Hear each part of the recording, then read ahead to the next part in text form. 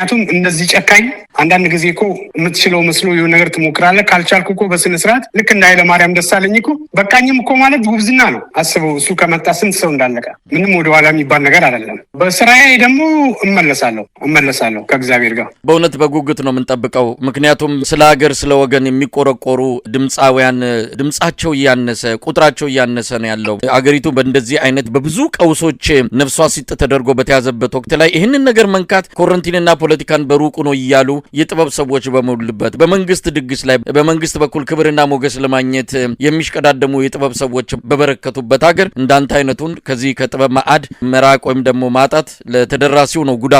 ስለዚህ በቅርቡ እንደምትመጣ ተስፋ አደርጋለሁ፣ እንጠብቃለን። ወደ ቴዲ ዘፈን እንምጣ። እንደው ሌሎቹ ስራዎቹ ከዳስጣል ባሻገር እነ መሬማ አሉ፣ ያዞምባ የተሰኘው እነዚህ ሁሉ ከፖለቲካ ጋር የተያዙ ከሀገራችን ወቅታዊ ሁኔታዎች ጋር የተያዙ ነው። ወርቅ ናቸው። ሁሉም በጣም አሪፍ ነው። በዘዌ ያው እንደዚህ እንኳን ቴዲ አይደለም በእኛም ደረጃ እንደዚህ ወደ ሰው የምናወጣው ነገር በጣም ጥንቃቄ ይጠይቃል እና ደጋግመ የምትለፋበት ነው። ባይዘዌ ዘፋኝነት በጣም ከባድ ስራ ነው። ልክ እንደዚህ አሁን ሰው ሆ ብሎ ቴዲ አፍሮ እንደተቀበለው ደግሞ ባይቀበለው የሚመጣው እሱ ላይ የሚደርሰውን ዳሜጅ አስበው። በጣም ከባድ ስራ ነው። ከገንዘብ፣ ከጊዜ፣ ከጤና፣ ከፋሚል ሁሉ ነገርን የሚወስድበት ስራ ነው እና ሁሉም እያንዳንዱ ተጠንቅቆ ያደረገው ነገር ነው። በእኔ ደረጃ እንደዚህ ነው ብዬ እንከን ማወጣለት። ስለዚህ በጣም አመሰግነዋለሁ። ብዙ እህቶቻችን በየአረብ ሀገር የሚሰቃዩ አሉ። እነሱ ያደረገው ነው። ያን ዞምባ ያው እያየው አይደል እንዴ በአንዳንድ ለቅሶ በሚመስሉ ራሳቸው ገለው ሄዶ የሚያለቅሱት የውሸት እንባ እሱ ነው፣ ሌላ ነገር አይደለም። እና ልጁ እይታው ሩቅ ነው፣ በእኔም እንትን የሚገመገም አይደለም። እንግዲህ ይሄ ዘፈን ሊፈጥር የሚችለው ህዝባዊ መነቃቃት፣ አጠቃላይ ስሜት ቀደም ሲል ብለሃል። አዲስ አበባ አቀርቅራለች፣ አዲስ አበባ እንደው ከለብሳለች ማለት ይቻላል። እናንተ የከተማዋ ልጆች፣ እናንተ ትብታችሁ እዛ ተቀብሮ ያደጋችሁ ግን አንገታችሁን ማቀርቀራችሁን ቴዲ አፍሮም በዘፈኑ በሚገባ ገልጾታል። መሀል ገቡና እኛን ከዳራ ቆሙን ብለዋል። እና ይሄን ስሜቶችን አይተም ህዝቡ ላይ የሚፈጥረው ነገር ምንድን ነው? ምን መሰለህ፣ አሁን እኛ ሰፈር አካባቢ አሁን የነበረው ቤቱ ምናምን ያስጠላ ነበረ። አሁን ግልጽ ነው የምነግርህ፣ የገባ ያለው ነገር ያምራል። ግን ያ ሰው እዛ ይኖሩት የነበሩት ሰዎች ለተለያየ ከዛ ደግሞ ሌላ ስቃይ የባሰ ስቃይ ውስጥ ነው የገቡት። አሁን ምርጫ ሲባልም እኮ ኦልሬዲ እኮ እጃቸውን እየጠመዘዙ ነው የሚያስመርጡት። ታቃለዛ ወዶ ሲያውን በግዱ ብልጽግና ነው የመርጠው። ተከቦ ነው ገባ። ይሄ አንድነቱ እንዲበተን ልጁ ትንሽ ከዛ አብሮ ምናምን ስንውል የሚወራውን ምናምን ወሬ ምናምን ሰው አምጡ ነው የሚያደርገው ነገሩና ወያኔ የሞከረውን ነገር ነው ያደረገው። ለኔ 97 እንግዲህ ዓመተ ምህረት የአዲስ አበባ ሰው ምን ያህል እንደተነሳ አይታል አይደል? ሌላውን ተውና የአዲስ አበባ ሰው እኮ እሱ ቦምብ ወረወሩብኝ ሲባል እኮ የአዲስ አበባ ሰው እኮ ነው እንዴት ብሎ ይወጣለት። እሱ ግን ክሬዲቱ ለሌላ ሰው ሰጠው። መንግስት የተነካ ብለው ከዚህ መጡ ተነስተው ነበረ። ቀስ በቀስ ነው ገብተዋል። ልጁ ይሄ ነገር ያመጣው እንግዲህ ልጁ ስትል አብይ አህመድም ማለት ነው። አም ሶሪ ልጁ ጠቅላይ ሚኒስቴሩ በሚለው ይስተካከልልኝ መሳይ እና እንግዲህ ዝምታው ይበቃል ነው የምለው እኔ። ዝምታው ይበቃል።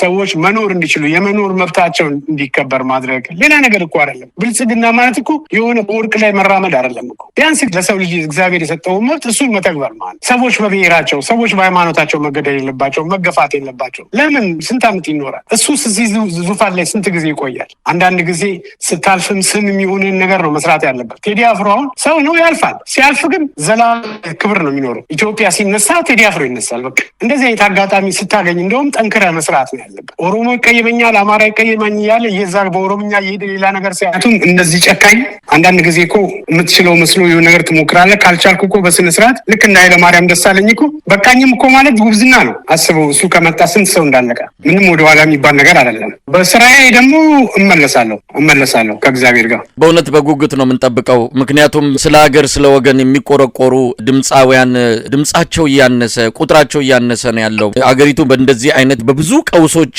ነፍሷ ሲጥ ተደርጎ በተያዘበት ወቅት ላይ ይህንን ነገር መንካት ኮረንቲንና ፖለቲካን በሩቁ ነው እያሉ የጥበብ ሰዎች በመሉበት በመንግስት ድግስ ላይ በመንግስት በኩል ክብርና ሞገስ ለማግኘት የሚሽቀዳደሙ የጥበብ ሰዎች በበረከቱበት ሀገር እንዳንተ አይነቱን ከዚህ ከጥበብ ማዕድ መራቅ ወይም ደግሞ ማጣት ለተደራሲው ነው ጉዳቱ። ስለዚህ በቅርቡ እንደምትመጣ ተስፋ አደርጋለሁ፣ እንጠብቃለን። ወደ ቴዲ ዘፈን እንምጣ። እንደው ሌሎቹ ስራዎቹ ከዳስጣል ባሻገር እነ መሬማ አሉ፣ ያዞምባ የተሰኘው እነዚህ ሁሉ ከፖለቲካ ጋር የተያዙ ከሀገራችን ወቅታዊ ሁኔታዎች ጋር የተያዙ ነው። ወርቅ ናቸው። ሁሉም በጣም አሪፍ ነው። በዘዌ ያው እንደዚህ እንኳን ቴዲ አይደለም በእኛም ደረጃ እንደዚህ ወደ ሰው የምናወጣው ነገር በጣም ጥንቃቄ ይጠይቃል እና ደጋግመ የምትለፋበት ነው። ባይዘው ዘፋኝነት በጣም ከባድ ስራ ነው። ልክ እንደዚህ አሁን ሰው ሆ ብሎ ቴዲ አፍሮ እንደተቀበለው ደግሞ ባይቀበለው የሚመጣው እሱ ላይ የሚደርሰውን ዳሜጅ አስበው። በጣም ከባድ ስራ ነው። ከገንዘብ፣ ከጊዜ፣ ከጤና፣ ከፋሚል ሁሉ ነገርን የሚወስድበት ስራ ነው እና ሁሉም እያንዳንዱ ተጠንቅቆ ያደረገው ነገር ነው። በእኔ ደረጃ እንደዚህ ነው ብዬ እንከን ማወጣለት እንጂ። ስለዚህ በጣም አመሰግነዋለሁ። ብዙ ቶቻችን በየአረብ ሀገር የሚሰቃዩ አሉ። እነሱ ያደረገው ነው። ያን ዙምባ ያው እያየው አይደል እንዴ በአንዳንድ ለቅሶ በሚመስሉ ራሳቸው ገለው ሄዶ የሚያለቅሱት የውሸት እንባ እሱ ነው፣ ሌላ ነገር አይደለም። እና ልጁ እይታው ሩቅ ነው፣ በእኔም እንትን የሚገመገም አይደለም። እንግዲህ ይሄ ዘፈን ሊፈጥር የሚችለው ህዝባዊ መነቃቃት፣ አጠቃላይ ስሜት ቀደም ሲል ብለሃል። አዲስ አበባ አቀርቅራለች፣ አዲስ አበባ እንደው ከለብሳለች ማለት ይቻላል። እናንተ የከተማዋ ልጆች፣ እናንተ ትብታችሁ እዛ ተቀብሮ ያደጋችሁ ግን አንገታችሁን ማቀርቀራችሁን ቴዲ አፍሮም በዘፈኑ በሚገባ ገልጾታል። መሀል ገቡና እኛን ከዳር አቆሙን ብለዋል። እና ይህን ስሜቶችን አይተም ህዝቡ ላይ የሚፈጥረው ነገር ምንድን ነው? ምን መሰለህ፣ አሁን እኛ ሰፈር አካባቢ አሁን የነበረው ቤቱ ምናምን ያስጠላ ነበረ። አሁን ግልጽ ነው የምነግርህ፣ የገባ ያለው ነገር ያምራል። ግን ያ ሰው እዛ ይኖሩት የነበሩ ሰዎች ለተለያየ ከዛ ደግሞ ሌላ ስቃይ የባሰ ስቃይ ውስጥ ነው የገቡት። አሁን ምርጫ ሲባልም እኮ ኦልሬዲ እኮ እጃቸውን እየጠመዘዙ ነው የሚያስመርጡት። ታላለዛ ወዶ ሲያውን በግዱ ብልጽግና ነው የመርጠው። ተከቦ ነው ገባ።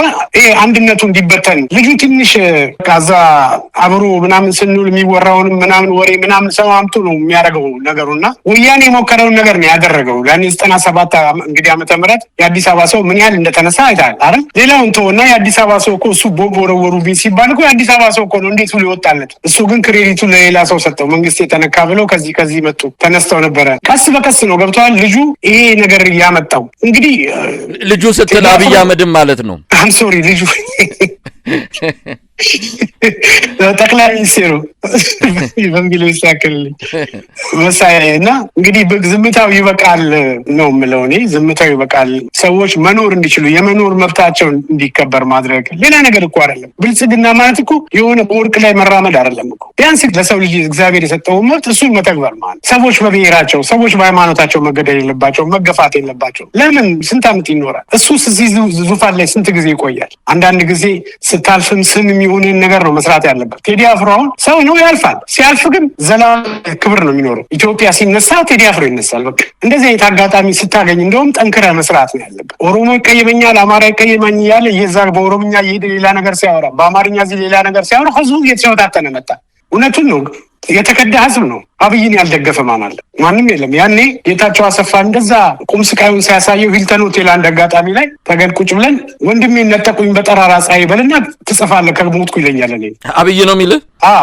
እኔ ግን በጣም ከፋኝ፣ አለቀስኩ። እውነት ነው ወንድሜ ሊገሉብኝ ነው። ምን ነው ዛሬ ያ ስሜት ለሱ አይሰማውም? የስንቶችን ወንድም ነው የሚገለው? ምናልባት ሌላ ጊዜ በደንብ ሙዚቃውን ተከታትለን፣ አንተም ደግሞ መቼም ጥበብ ትጠራሃለች። የኢትዮጵያ ህዝብ ይፈልግሃል፣ ድምፁ እንድትሆነው ይፈልጋል። አሁን ቴዲ አፍሮ ድምፅ ነው የሆነው ለመላው የኢትዮጵያ ህዝብ፣ አንገቱን አቀርቅሮ ላለው የኢትዮጵያ ህዝብ ባንዲራህን አንሳ ብሎ ጥሪም አድርጎለታል። በዚህ አጋጣሚ የቤት ስራውን ጨርሷል ቴዲ አፍሮ። ከዚህ በላይ መሳሪያ አንስቶ ጫካ ገብቶ ሊዋጋ አይጠበቅበትም። የሚያደርገውን በሙያው አድርጓል። ይሄ ግን ሙዚቃውን ሰምቶ አጣጥሞ ቴዲ ጀግና ነው፣ ቴዲ ጎበዝ ነው ብሎ ሌላ ነገር ውስጥ የሚገባ ለውጥ ለማምጣት የሚሰንፍ በሌላው መስዋዕትነት ግን ነጻነትን የሚፈልግ በሞላበት ሁኔታ ነው እንግዲህ ቴዲ ማንቂያ ደውል ይዞ የመጣውና በዚህ አጋጣሚ መልእክት ካለ? በዚህ አጋጣሚ መልእክቴ እኔ ምን መሰለህ፣ ልጁ አሁን በጣም ቅድም እንዳልኩ ብዙ ነገሮችን ተጋፍጦ ነው ያደረገ ያለው። በህይወቱም ነው ሀገር ውስጥ ነው ያለው። ነገ ምን እንደሚሆን ምን እንዲሆን አይታወቅም። ልጁ ግን በቃ ኦልሬዲ አምኖበት የሰራው ስራ ነው። ግን እሱ ይሄን ያህል መስዋዕትነት የከፈለበትን ነገር እኛ ለቲክቶክ እና ለዳንስ አናርገው። መልእክቱን እንስማው፣ እንዴት እናርግ እንወያይ እንጂ ገብቶሃል። በቲክቶክ የሚያልፍ ነገር አናርገው፣ በዩቱብ የሚያልፍ ነገር አናርገው። ህይወት ነው እሱ ያደርግ ያለው የከፈለበት ያለው። ይህንን ነው የምልህ። በጣም ነው የማመሰግነው ድምፃዊ ጌትሽ ማሞ። እንግዲህ በቴዲ አፍሮ አዲሱ አልበም ላይ መነሻ አድርገን አጠር ያለ ቆይታን ያደረግነው፣ ወደፊት በስፋት እንደምንገናኝ ተስፋ አደርጋለሁ። እንዴት እንለያይ? ምናልባት